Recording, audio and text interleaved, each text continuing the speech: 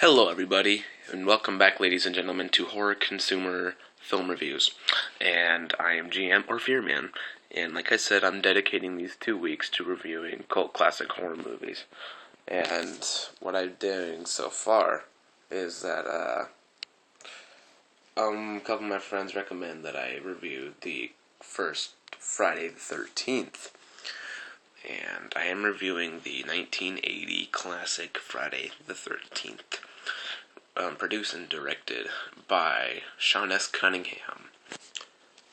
Sean S. Cunningham did some kids films, like Here Come the Tigers back in the 70s, and he produced Wes Craven's The Last House on the Left in 1972, and then went on to do some other films, like produce the later on franchises of Friday the 13th.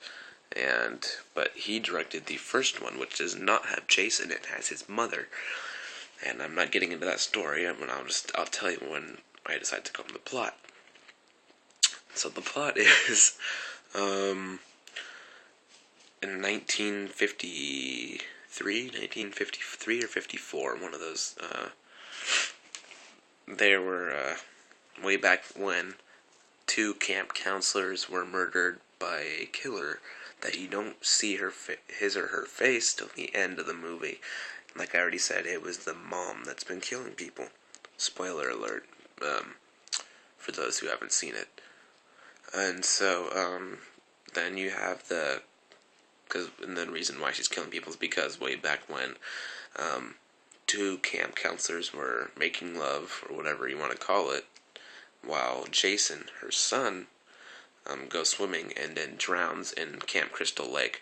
And then the mom got really ticked off and started killing off all the counselors because they weren't paying attention when Jason was swimming, because he wasn't a good swimmer, and then he drowned while the counselors were doing their thing. And I gotta say, this movie, when I first saw it, it looked good because the preview, it looked like they killed a lot of people, but they only killed, I think, like 7 or 8 people, and it's all far apart, so it's not all together. And that's a good thing, because if you saw all the kills at once and like 10 minutes apart from each other, the movie would be really boring because all the kills would be gone. And so, when I first saw it, it was really boring. I thought it was slow because I watched the R version, and that doesn't show a lot of blood as the unrated version does. It's extended and it shows a lot more detail to the deaths than the R version does. And I thought it was okay when I first saw it. Like, yes, it had kills, but it was very boring. It did more like explaining of what the camp is, and it didn't really show like the suspense didn't build up until like it went to the POV, the point of view cam of the killer. It was like stalking, and then you're like, okay, what is he or she gonna do?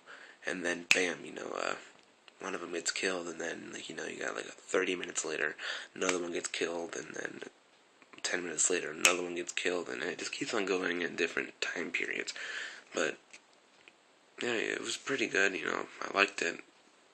Then I watched it again, and then I was like, oh yeah, the first time I saw it, I didn't like it. I watched it again, and I liked it a little bit more. Yeah, so whenever it's on TV, I'll watch it. You can't really find the full movie on YouTube, but I like it a lot, and I recommend it to people who like cult classic horror movies, so that is a classic in the horror genre.